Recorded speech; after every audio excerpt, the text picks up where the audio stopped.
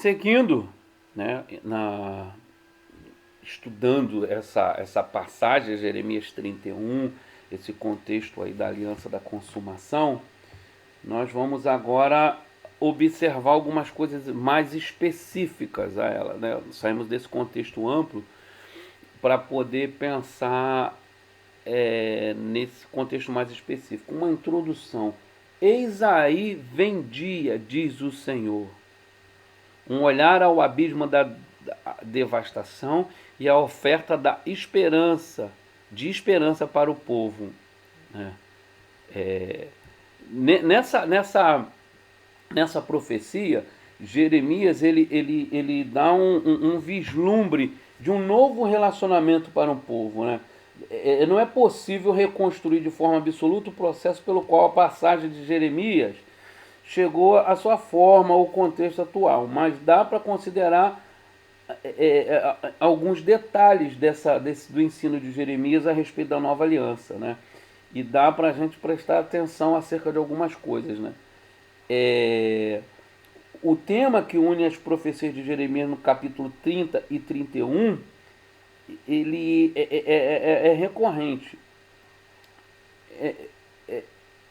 Provavelmente, é correto até dizer que a passagem é originalmente uma unidade, né? Embora seja difícil determinar a estrutura exata. A presente profecia, ela pode ser reunida, capítulo 30 e 31, ou os 3 primeiros versículos do capítulo 30. Os 2 capítulos são unidos apenas por seu tema comum, capítulo 30 e 31, porque eles dizem a mesma frase: eis aí vem dias, diz o Senhor. Esse capítulo tem sido chamado de o grande hino de libertação de Israel. Na palavra de Palmer Roberts diz: esses capítulos têm sido chamados o grande hino de libertação de Israel. Eles representam uma das preciosas filagranas das profecias bíblicas de esperança. Eis aí vem dias, diz o Senhor, em que firmarei uma nova aliança. É verdade que não pode se determinar, né? Essa questão de datação é sempre muito difícil, mas está algo próximo ali do ano 587 a.C., quando o profeta sofre uma angústia pessoal na mão dos seus companheiros israelitas, né? Nós vemos que o livro de Jeremias relata como ele é tratado pelo povo. Analisando exegeticamente esse livro essa profecia, tem 3 pontos que a gente tem que dar bastante atenção, que levantam, né, bastante tensão, às vezes até algumas controvérsias com relação a com essa profecia, né? É a questão da continuidade ou novidade na nova aliança, também a questão de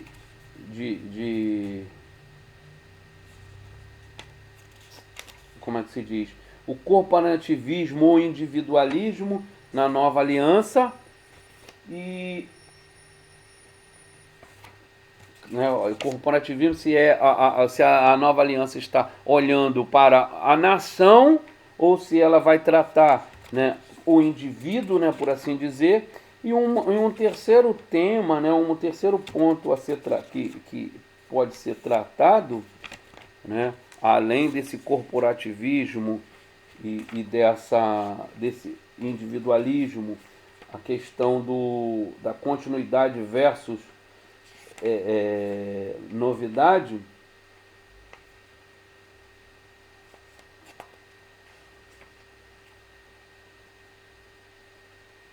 O terceiro ponto é a realidade interna versus a substância interna da nova aliança.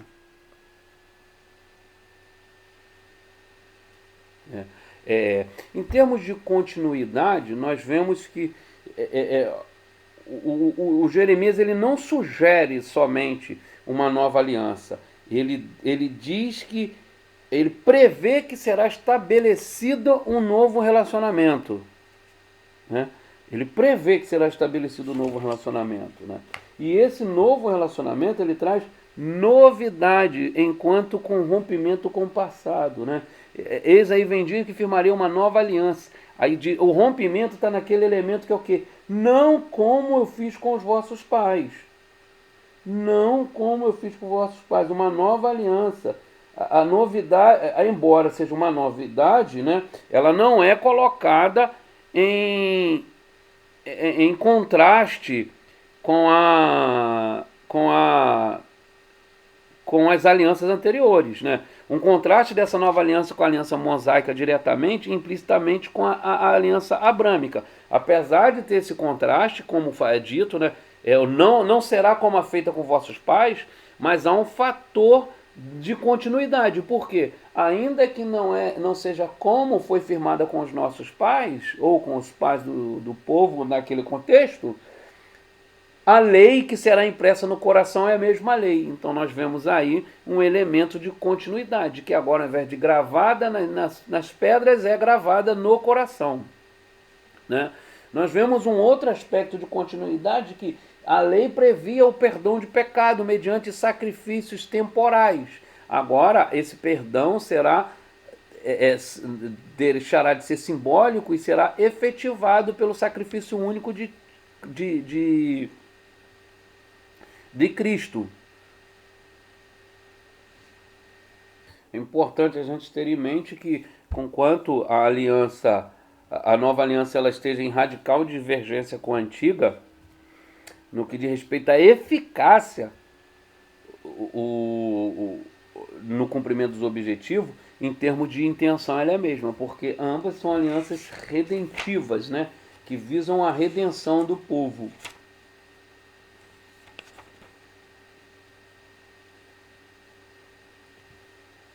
A antiga aliança torna indispensável a inauguração de uma nova aliança. Tendo que os vassalos na aliança descumprem um acordo, para que se leve adiante a relação, é necessário o estabelecimento de uma nova aliança, da inauguração de uma nova aliança. E desta feita, a nova aliança é irrevogável. Aí nós vamos chegar no ponto que fala sobre corporativismo ou individualismo. A nova aliança é com indivíduos ou é com o povo? Conforme podemos observar, ela não é nem com um nem com o outro. Ela tem um aspecto individual e coletivo, como sempre foi. Casa de Israel e casa de Judá. Quem é Israel? Na antiga aliança, uma representação. Israel na antiga aliança é a representação tipológica do povo eleito de Deus. E é preciso a gente ter essa ideia. A diferença no individualismo e corporativismo é que o Senhor sempre faz a aliança com um povo. Há um princípio genealógico, há uma realidade, uma representação de um que representa o todo, né? Um que representa o todo. Então, o que é esse corporativismo bíblico? Quase que não sai, parece que é um trava-língua, né? Nós devemos entender ele em três aspectos essencialmente. Primeiro, que Deus estabelece a sua aliança corporativamente e não individualmente, né? O próprio conceito da aliança bíblica, ele é inerente a um povo com quem a aliança é estabelecida. E esse povo, dentro desse povo, os indivíduos obedecem os termos da aliança. Em vários momentos da relação de Deus com Israel, havia um indivíduo que representava esse povo. Então, isso já deixa claro para a gente que nunca, apesar da relação individual, Cristo é a cabeça da igreja, de um corpo, né? Não é do membro. Isso tem que fazer a gente pensar. Eu estou sempre dizendo isso. Jesus é o cabeça da igreja. Ele não é a cabeça do mãozinha, do dedinho, do olhinho, do boquinha, né? Ele é a cabeça do corpo, que é a igreja. Então, um membro fora do corpo, ele é só um membro, ele não é corpo. Então, isso é para refletir. Um segundo aspecto do corporativismo bíblico, ele se refere a uma promessa graciosa a ser reivindicada pela fé.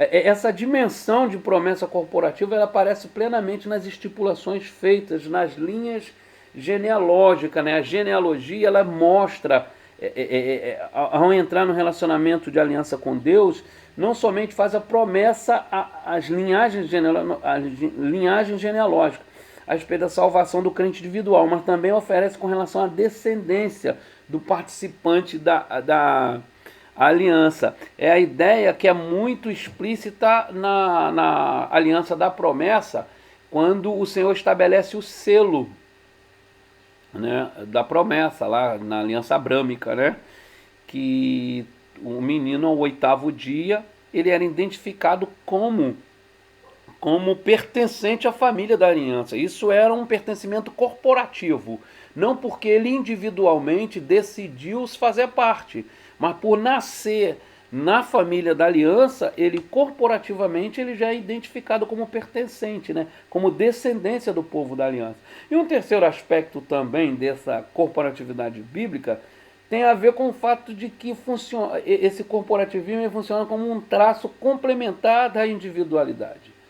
Eles não são mutuamente excludentes, né? Não são esse conceito de corporativismo e individualismo bíblico, eles não são excludentes, né?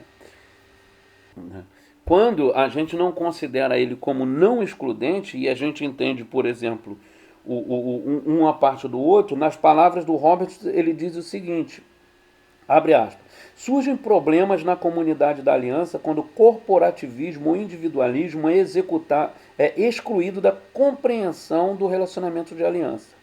Quando o corporativismo é reconhecido em separado do individualismo, ocorre presunção. Quando o individualismo é entendido em separado do corporativismo, ocorre isolacionismo, fecha aspas. É aquela ideia de que quando, olha, não, nós somos a nação eleita, nós somos a propriedade particular de Deus, no sentido excludente das responsabilidades do papel do indivíduo, da ideia de que porque eu nasci aqui eu sou melhor do que você e nós somos da nação eleita. Mas Jesus vai falar lá na frente no Novo Testamento que fala que nem todos que nascem em Israel é israelita. Ainda que a aliança preveja um compromisso corporativo, há um relacionamento individual, há um aspecto individual. Então eles não são excludentes, eles não podem ser analisados separadamente. Se analisados separadamente, vamos pensar para os nossos dias hoje, o indivíduo, eu sou igreja, eu me basto, eu tô porque eu sou eleito, porque eu sou isso ou aquilo. E acha que não precisa de estar na comunidade, que ele não é pertencente à comunidade de Deus visível na comunidade local. Né? Então acontece o que o Robertson chama de isolacionismo, né? De independência. Ou do outro lado, a presunção, que também é ruim, é danosa. O terceiro ponto de tensão, quando da análise de Jeremias 31 e a Nova Aliança, é a questão da realidade interna versus substância interna. Né? É muito comum a gente olhar para a relação da antiga aliança e falar, não, lá era aliança de ritos e aspectos exteriores, enquanto na nova aliança é uma relação de ritos, ou é uma relação que, de novo nascimento, mudança interior, não tem nada a ver com o exterior. Isso não é uma absoluta verdade. Isso não é absoluta verdade. Como nós vamos verificar numa das nossas atividades complementares, o vídeo complementar na palestra do Dr. Mauro Masten, Atuação do Espírito Santo no Antigo Testamento, nós vamos verificar que a realidade é que tanto no Antigo quanto no Novo, todos que servem piedosamente ao Senhor é porque houve uma realidade interna transformada, não só externa. Todos que serviram ou servem piedosamente ao Senhor é porque o seu interior foi mudado, né? Senão não é piedosamente. Né? A transformação interna do coração do homem, abre aspas para o Palmer Robertson, A transformação interna do coração do homem desempenha inquestionavelmente um papel de alta vitalidade na nova aliança. Essa dimensão específica da ênfase da nova aliança tem revelado a tendência de levar os intérpretes a propor um campo de operação puramente espiritual e interno para a nova aliança, em contraposição com o material e externo, fecha aspas. Então, é necessário que a gente entenda que não totalmente verdadeiro isso. Como diz o Robertson, é necessário que a gente observe os dois aspectos da nova aliança de uma perspectiva equilibrada. Um não exclui necessariamente outro. Realidades interiores são enfatizadas na nova aliança. Jeremias emprega isso, né? Ele vai falar de quê?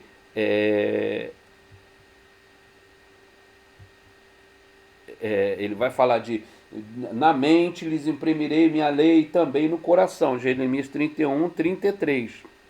Né? 33. A diferença entre as duas consiste meramente nisso. A vontade de Deus expressa na lei sobre a antiga aliança foi apresentada externamente ao povo, enquanto que sob a nova aliança ela deve tornar-se um princípio interno de vida. Né? A diferença entre a substância externa, aquilo que é visível, é consequência da transformação. Então elas não são excludentes. A diferença entre elas consiste meramente nisto. A vontade de Deus expressa na lei sobre a antiga aliança foi apresentada externamente ao povo, enquanto que sob a nova aliança ela deve tornar-se um princípio interno de vida. Louvado seja Deus. Ainda sobre a realidade interna versus substância externa, somente na nova aliança é que torna-se assegurada a inscrição da lei no coração do homem. Somente na nova aliança é que se torna assegurada a inscrição da lei no coração do homem. Na nova aliança, não serão mais necessários mediadores na aliança de Deus, Moisés e Davi. Isso não quer dizer que na nova aliança nós não precisamos de mestres, né? Por isso que diz em Efésios 4 que o Senhor dá mestres à igreja, porque continua sendo necessária a instrução. Né? Alguns vão entender isso de forma equivocada, que como Deus escreve no coração e na mente, não é necessário que vos ensine. Não é isso. O aspecto, a ideia ali é de mediação. Não há necessidade de mediação. Todos conhecerão a Deus. Ao estabelecimento entre a unidade entre Deus e o seu povo. Porque essa mediação na nova aliança ela é de Cristo Jesus, é a mediação feita no e pelo Espírito. Né? É uma ação do Espírito que nos liga a Deus. Né?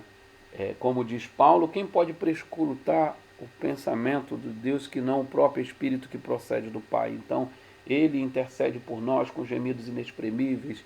Então, qualquer mediação ela não é mais feita através de homem. Isso é uma obra da Trindade. É Deus Pai, Deus Filho, Deus Espírito Santo agindo em nós, em favor de nós, com a relação com eles.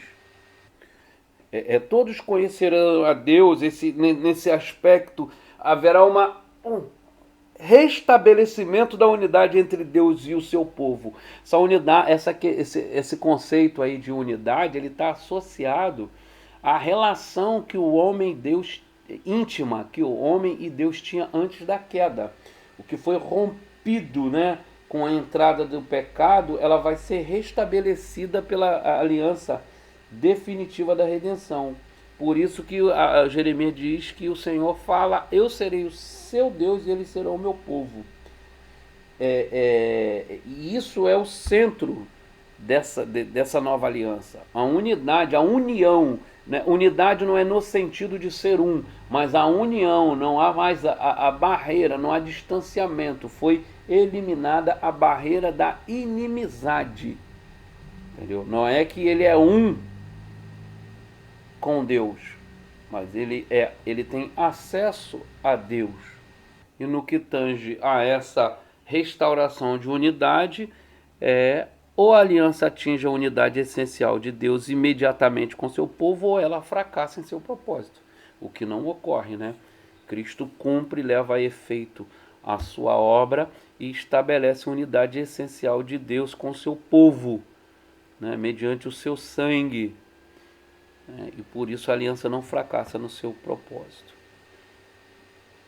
Ainda sobre as realidades da interna e externa da aliança, a materialidade da aliança, o já, mas ainda não. A nova aliança está em vigor porque Cristo a inaugurou. Nós celebramos a sua bênção, esperamos o cumprimento da sua disposição, já vivendo a sua realidade.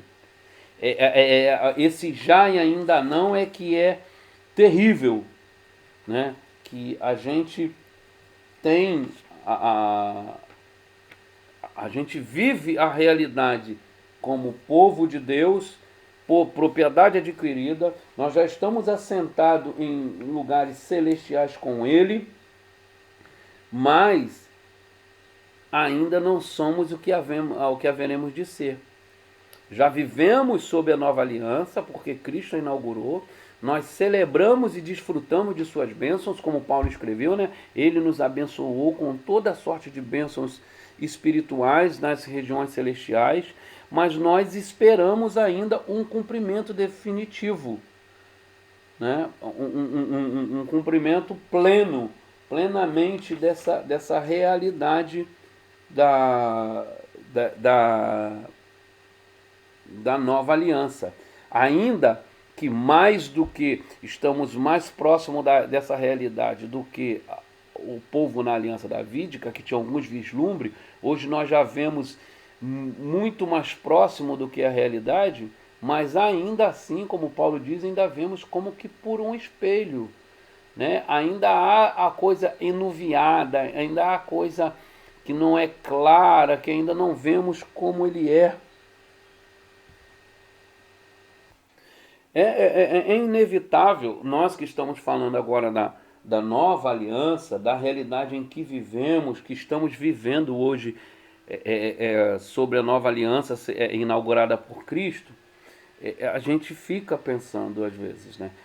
As promessas da nova aliança, que são numerosas, elas são para a gente, elas estão se cumprindo nessa era. Observando alguns textos das Escrituras, por exemplo, em Lucas 22, verso 20, está o texto diz: este é o cálice da nova aliança no meu sangue, derramado em favor de vós. Em Hebreus 10, do verso 15 ao 17, numa referência a Jeremias, está escrito assim: e disto nos dá testemunho também o Espírito Santo, porquanto, após ter dito, esta é a aliança que farei com eles, depois daqueles dias, diz o Senhor. Porei no seu coração as minhas leis, e sobre a sua mente as escreverei. Acrescenta: também de nenhum modo me lembrarei dos seus pecados, de todas as suas iniquidades para sempre. E um terceiro texto, que também ecoa em Jeremias 31, primeira Epístola de João, capítulo 2, verso 27. Quanto a vós outros, a unção que dele recebestes permanece em vós, e não tendes necessidade de que alguém vos ensine. Mas, como a sua unção vos ensina a respeito de todas as coisas, e é verdadeira e não é falsa, permanecei nele, como também aquele que vos ensinou. Então são três autores diferentes do Novo Testamento aplicando aspectos centrais da nova aliança à realidade da igreja. Né? Nós podemos pensar em Lucas e o Evangelho ainda na igreja a ser inaugurada, né? Jesus ali instituindo a ceia, mas quando a gente olha para 1 João e Hebreus, já é a realidade com a igreja plenamente estabelecida. Até porque os escritos de João são considerados os escritos mais antigos, né, mais novos do Novo Testamento, né, que foram dos últimos a serem escritos. Então, a ideia é que a ideia na igreja primitiva, segundo o texto bíblico, segundo os comentaristas, é que cada vez que a gente celebra a ceia do Senhor, nós participamos das suas bênçãos primeiras, das suas bênçãos primitivas. O autor dos Hebreus, ele diz que é para nós que a profecia de perdão do pecado foi escrita. Já no entendimento de João, a unção do Espírito Santo de Deus, né? 1 João 2, 27, é aquela que é a unção que cumpre aquilo que Jeremias falou, que é compreensão espiritual imediata e realidade presente. Realidade presente. Então, a ideia é que você que crê em Cristo, você não tem que esperar para conhecer a plenitude de vida que vem por meio do derramamento do Espírito Santo de Deus em você, né? E essa ideia de derramamento do Espírito Santo em você não é a ideia que o povo da antiga aliança vivia. Eis que aí vem dia. Não é? A promessa de Joel não diz isso? E acontecerá que depois. Já quando Pedro fala conosco, em Atos, quando ele fala desse, né, no seu primeiro sermão, que quando acusam os apóstolos de estarem embriagados àquela hora da manhã, ele fala, não, esse é o cumprimento da profecia de Joel e tal. Aí depois que ele termina de pregar, aquele chega, e nós, o que faremos, varões? Não sei o que, fala, arrependei-vos, né, sede batizados em nome de Deus, e recebam o Espírito, que é promessa de Deus para todo aquele que crê. Então não precisa esperar uma realidade vindoura, é imediato. Creu no Senhor Jesus e receba dele o seu Espírito, né? É uma realidade. Citando o Palmer Robertson, agora no seu livro Alianças, abre aspas para ele. Uma nova aliança. Em razão do seu envolvimento pessoal com as bênçãos da nova aliança, considere a substância da profecia original da antiga aliança, que descreve o futuro em termos pactuais. Os profetas do Senhor descreveram o futuro em termos de uma aliança. Eles falam que, a longo prazo, o futuro da humanidade será determinado por uma estrutura pactual. Esse fato ressalta a importância permanente da aliança de Deus. Jeremias é um dos profetas que usam a expressão nova aliança. Ele o faz apenas numa passagem, Jeremias 31, do verso 31 a 34. Embora diversos outros versículos em Jeremias e em seu contemporâneo Ezequiel desenvolvam a mesma ideia.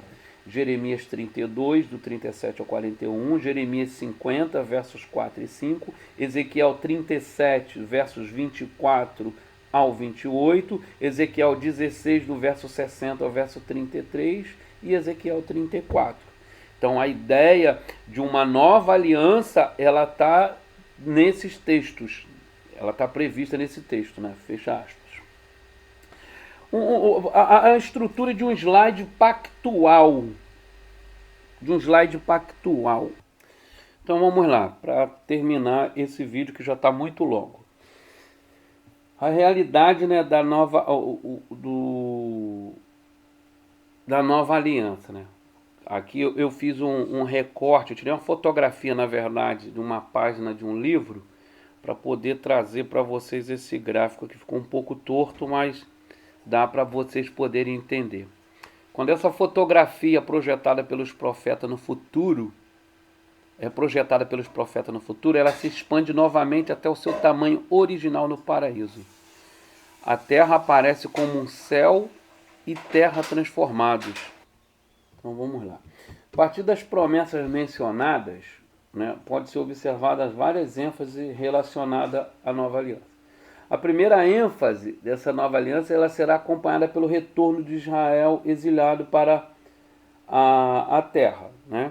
Então, uma das promessas é o retorno à terra, outra é a unificação, né, das tribos, né, o pleno perdão dos pecados. Então, o exílio, ele representava uma inversão, né, da verdade, uma inversão. É como o Robertson disse lá no livro Cristo dos Pactos, né? Eram os circuncisos sendo tratados como incircuncisos, ao serem expulsos, né, retirados da terra da promessa, né? O Israel foi lançado fora da sua terra.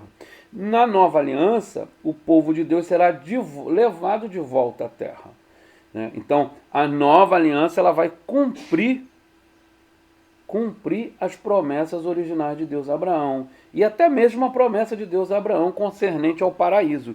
Então, essa é a realidade profetizada, que está aqui nesse slide, nessa imagem, proporcional à realidade original do paraíso, né? E ela é retratada, né, como um projeto profético na terra da Palestina.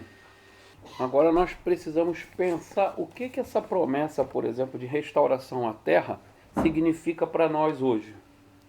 Qual é o valor dessa promessa para nós hoje? A verdade é que alguns diriam que o valor é zero, a menos que a gente fosse judeu. Ainda que o Novo Testamento diga que todo cristão é herdeiro das promessas da aliança, seja herdeiro da promessa da aliança. Alguns vão dizer que isso é só para o judeu. Outros diriam que o valor de troca dessa promessa seria uma porção de terra física da Palestina, algum dia no futuro. Então, algum dia no futuro nós teríamos esse pedacinho de terra. Aí o Robinson diz aqui, ó, abre aspas, porém, parece muito bizarro imaginar todos os cristãos e judeus crentes que viveram durante os séculos tentando dividir a pequena terra da Palestina, fecha aspas, né? Já pensou? Se todos os que creem em Cristo Jesus fossem herdeiros de uma terra física, né, de um pedaço de terra, né, na Palestina, já pensou? Ia ser o quê? Nem que fosse um pedaço de terra do tamanho da China, seria possível a ocupação por todos os crentes. Porque, como diz Apocalipse, é miríades e miríades, uma multidão que não se pode enumerar. Agora, essa imagem, ela é a imagem do livro, ela foi retirada do livro Alianças. Então, e o autor, o Palmer, ele propõe que a promessa da Palestina era uma pequena fotografia do paraíso, né? Era uma representação do paraíso. E quando essa fotografia foi projetada pelos profetas, ela se expande novamente ao seu tamanho original. Então, a Palestina, ela era diminuta, era reduzida em relação à realidade original do paraíso. No entanto, quando ela é projetada profeticamente e desembocando na nova aliança, ela novamente retorna aos padrões e tamanho da originalidade do paraíso, antes da queda. Quando as profecias da nova aliança se referem à promessa da terra, pense no passado, na realidade original da terra, do paraíso do qual o slide foi feito. Então, projete para o futuro em termos de novos céus e nova terra, como um participante da nova aliança nos dias atuais. Você é um herdeiro do novo mundo prometido por Deus. Repetindo, abre aspas, se referindo ao slide, o Robertson diz, abre aspas, quando as profecias da nova aliança se referem à promessa da terra, pense no passado, na realidade original da terra do paraíso do qual o slide foi feito. Então, projete para o futuro em termos de novos céus e nova terra.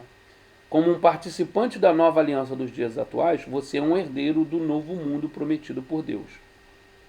Então, ainda falando dessas promessas, uma segunda promessa da nova aliança é a restauração plena das bênçãos sobre a terra. É verdade que a primeira é o retorno do exílio, a segunda é a restauração plena, né? O deserto florescerá e cada homem habitará em paz sobre a sua própria vinha e sua própria figueira, conforme está em Ezequiel 37. É uma promessa de bênção restaurada sobre a terra e sobre seus habitantes, enquanto essa promessa ela tem uma descrição muito dramática em Ezequiel. Em terceiro lugar, a terceira bênção, né, que está contida na aliança, é cumprir todos os compromissos das alianças anteriores. Na mesma sessão de Ezequiel, né, do capítulo 37, nós vemos combinada característica das alianças davídica, mosaica e abrâmica. E isso indica que todas elas alcançarão cumprimento com a perpétua aliança de paz.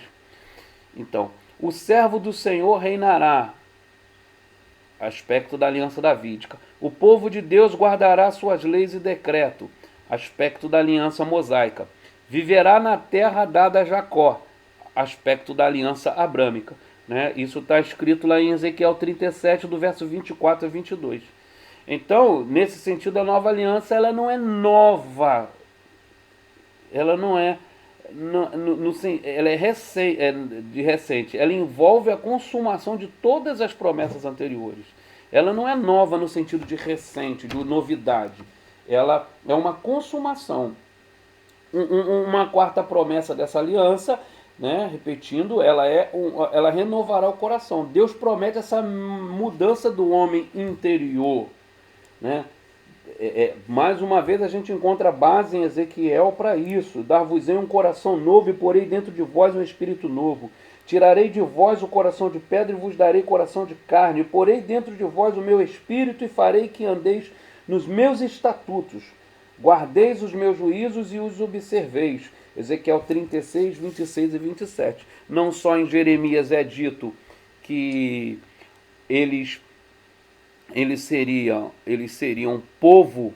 um povo que teria escrito na mente e gravado no coração a palavra de Deus, mas em Ezequiel também. Então, o terceiro, né, a nova aliança promete cumprir, né, como a gente falou, o terceiro não, essa obra interna do Espírito Santo, conforme dito em Jeremias e Ezequiel, né? Seguindo, essa obra também ela promete um perdão total do pecado. Esse perdão ele é uma alegria para o crente hoje. Não pode alguém que confia em sua morte por seus pecados identificar-se com aquele que participa na bem-aventurança do povo da nova aliança de Deus?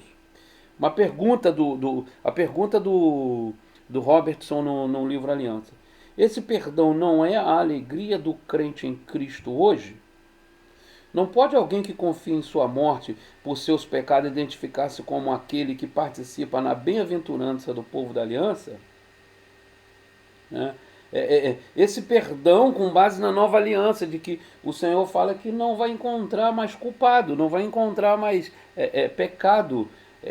Todos os pecados foram perdoados, como eu já disse. Não é que não haverá mais pecado, é que já houve uma purificação dessas iniquidades, perdoando-os completamente, conforme Jeremias 33.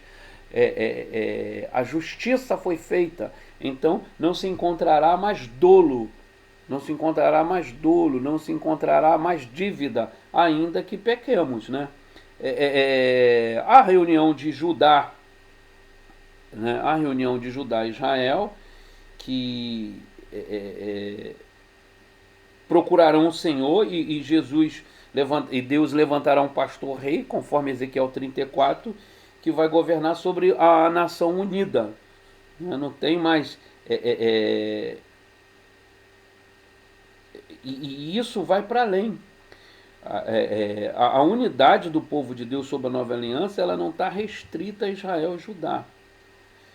Como o Senhor diz em João 10,16, ele diz: ainda tenho outras ovelhas que não são desse aprisco, e a mim convém conduzi-las. Elas ouvirão a minha voz, e então haverá um rebanho e um pastor. Esse sumo pastor de Ezequiel 34, ele não só apacentará o Israel unido, Israel e Judá, mas também a reunião dos israelitas de várias origens, como também os crentes gentios. As ovelhas que não são israelitas são as que virão pela porta de Efraim, né?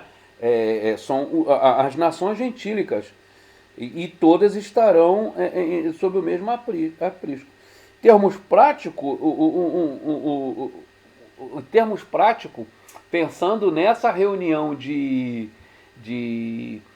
essa unidade que será feita entre Judá e Israel, e depois essa reunião de gentios e judeus, não deveria haver a questão de judeus messiânicos como uma igreja isolada dos cristãos gentios. Em vez disso, deveria haver um rebanho com Cristo como único pastor. Então toda essa segmentação, não estamos falando aqui de segmentação denominacional, não é disso que nós estamos falando.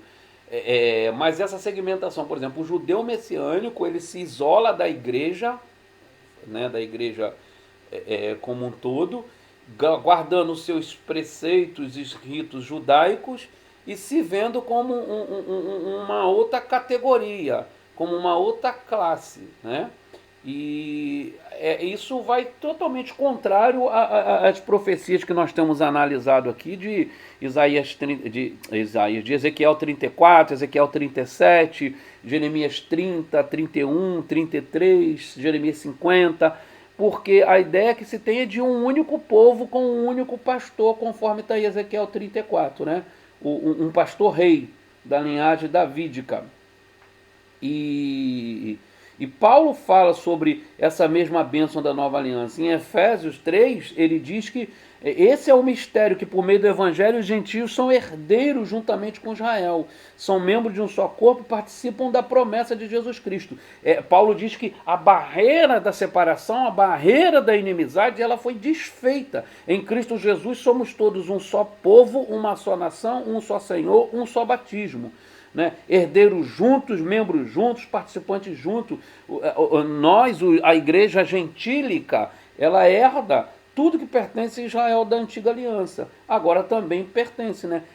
Nós éramos estranhos às promessas, como ele fala em Efésios 3. Agora nós somos coparticipantes, somos concidadãos do céu. Pedro também fala disso, né? Ambos os grupos, eles são eles são, como se diz, abençoados, são enriquecidos sem medida, né, pela nova aliança, a participação conjunta. Essa é a bênção da nova aliança, que uma das bênçãos da nova aliança, a unidade, a existência de um só povo. E tem um outro aspecto que é essa permanência, o aspecto de perpetuidade da nova aliança, né, numa dimensão escatológica. Essa é uma característica essencial, porque após dela não tem outra. Em alguns aspectos, até em alguns aspectos, as alianças anteriores elas são perpétuas.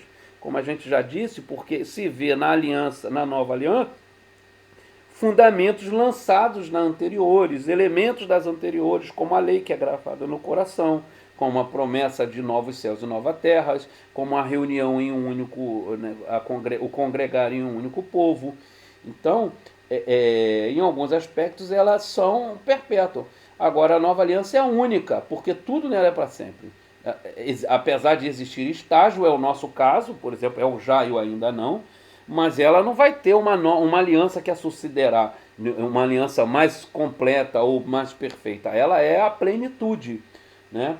Ela é a última aliança. Mais do que nova aliança, ela é uma última aliança.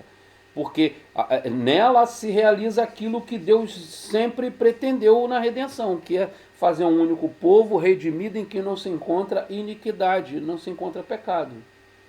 E nesse sentido é um privilégio viver hoje, porque hoje nós podemos ser participantes. Nós vivemos sobre a última aliança, a plenitude do tempo, como Paulo disse, chegou para a gente, né? Nós vivemos na plenitude do tempo, ainda que olhamos para frente na expectativa escatológica do cumprimento de tudo, né? A era que os profetas, como Paulo diz, havendo Deus falado pelos seus servos profetas, a era que eles previram está sendo concretizada. Ela não foi concretizada, está sendo concretizada, né?